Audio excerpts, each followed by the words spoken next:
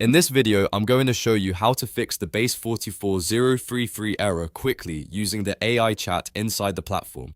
This is a simple method and it can save you time and credits if you follow the steps the right way. If this video helps, make sure to hit like and subscribe for more quick software tutorials like this. Let's get straight into it. First, open Base44 and go to the AI chat section. This is where you can ask the system to help resolve the error instead of manually guessing what went wrong.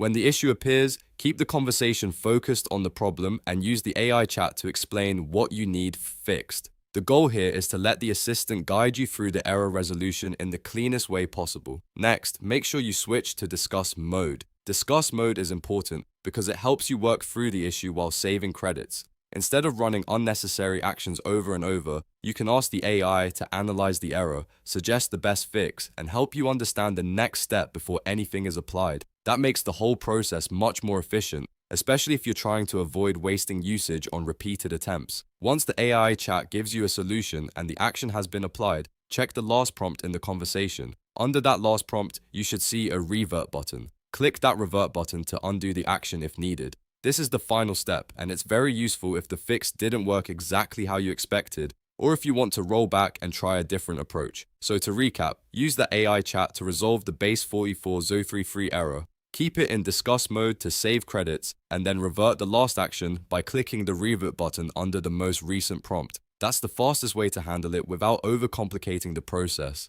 If this video helped, don't forget to like, subscribe, and I'll see you in the next tutorial.